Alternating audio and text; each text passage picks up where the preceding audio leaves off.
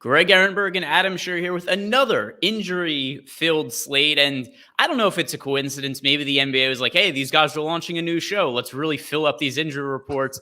Whatever it is, though, ever since we started doing this, every team, well, not every team, but a lot of teams have been impacted by COVID. There's been a ton of players on the injury report. And today's no different. Do us a favor, like this video, subscribe to the YouTube channel. And when things change, anybody pops up on the injury report that wasn't early day, leave a comment below. I'll be circling back and answering some of those questions later in the day. But let's start by talking about the Philadelphia 76ers, Adam, and in particular, the big man situation. Overall, the injury report, we've got Embiid, Maxey Green, they're all questionable. Milton Niang, Drummond, they are out. The one that stands out the most to me is Joel Embiid being questionable. We know the Sixers have been pretty cautious with him this year. In times where he's been out, we've just kind of plugged in Andre Drummond as a value play in a lot of those situations when he was cheaper. But what would we do with the Philadelphia 76ers if Embiid is out and Drummond is out? That's a good question. I don't really know. I think Charles Bassey probably steps up. We saw him getting some run earlier this year. I don't remember the exact circumstances. I don't remember if Embiid was out and Drummond was in or vice versa, but we saw some big games from Bassey. He's not on the injury report, so I'm assuming he is with the team and not in the G League. He would look good. I would expect to get more minutes from Paul Reed. You potentially also could just see this game play small with Tobias Harris getting some run at the 5 as well. Yeah, and then a follow-up question about Paul Reed there. We do have Maxey is questionable, Danny Green is questionable, and obviously we've got the other guys I listed before. Niang is out, Milton Furkan Korkmaz is out. Could we see minutes for Paul Reed to the point where it makes him an interesting value option? If Embiid is in, I think it's possible, but not all that likely. I think that Bassey would be the backup behind Embiid. And then I don't think that they really care to use Reed elsewhere. But I mean, if you get a bunch of the other wings ruled out, like if Danny Green sits, if Maxey sits, then suddenly Philadelphia starts to get really shorthanded to the point where you probably would get some Paul Reed minutes at the 4.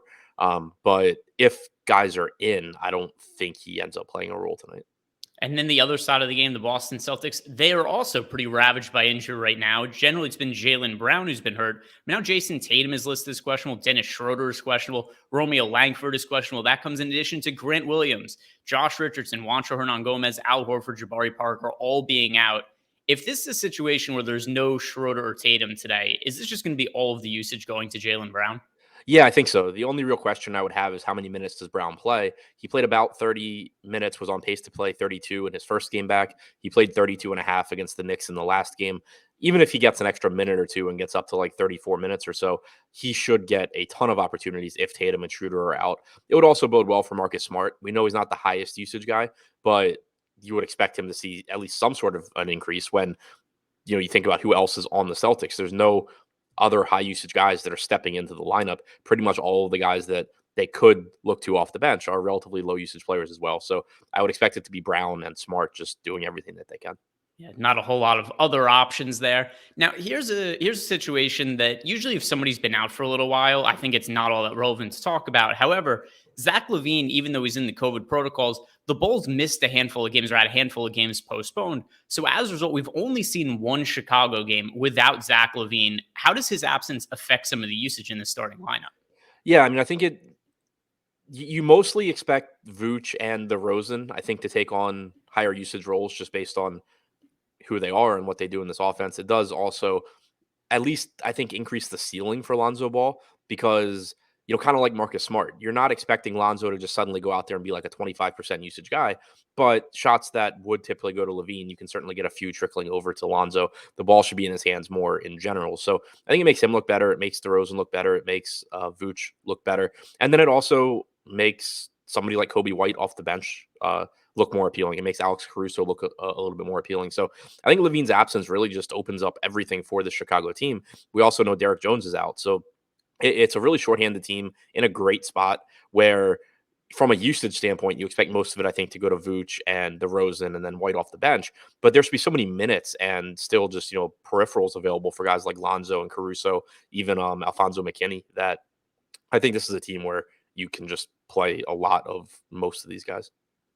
And the NBA injury news is not the only thing that creates value in the DFS industry. We also have our partnership with Yahoo Daily Fantasy Sports. If you guys are signing up for Yahoo for the first time, not only could you use the link in the description box below to sign up over Yahoo and get yourself 1 free month of Awesemo Plus Platinum. We've had that deal in place for a little while, but there's a new deal also. If you sign up using the promo code XMIS100, get up to a $100 bonus on your first deposit. So you can get yourself 1 free month of Awesemo Plus Platinum and a $100 match deposit bonus for the holidays.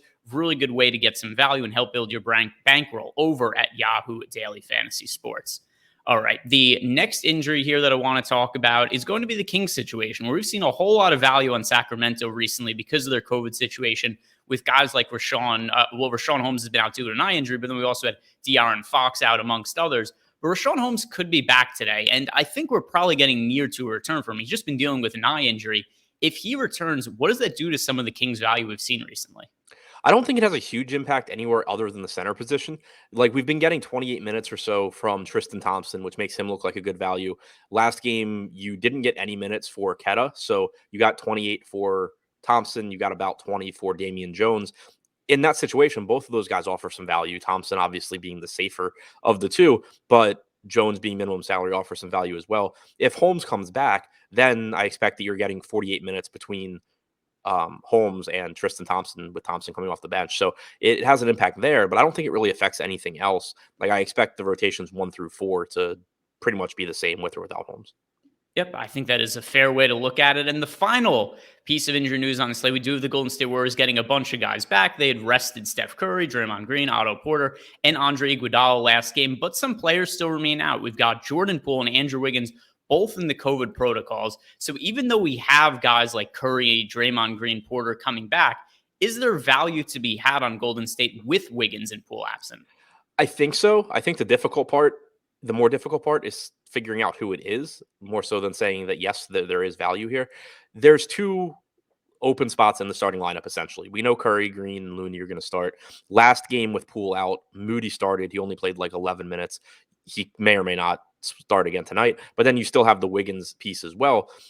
Like, my assumption would be that you get Damian Lee and Otto Porter starting, in which case at 3,800 and 3,700, they both would look like really good values, especially in a good matchup against the Kings. But we also know that the one kind of constant this year from Steve Kerr is that he's going to play as many dudes as he possibly can in a situation like this. So it still makes it somewhat risky to completely trust any one of these, secondary guys, because, like, even if Lee and Porter start, that's a signal that they're likely to get the bulk of the minutes. But if this game blows out, that could be different. If one of the guys off the bench that isn't them is playing well, it could be different. So it's still a case where I expect pretty much there to be a 12-man rotation for Golden State. Whoever starts if it's Lee and Porter, they would be my favorites. But I mean, you can still make a case where anybody like Iguodala or Bjelica or, Chioza, like any of these guys, Gary Payton potentially, like, it wouldn't be shocking if any of them play a big enough role to be useful value pieces. But I think from a DFS standpoint and trying to, figure out who you're going to put in your lineup, you can be the most confident in whoever starts, assuming it's not as long as it's not Moses Moody.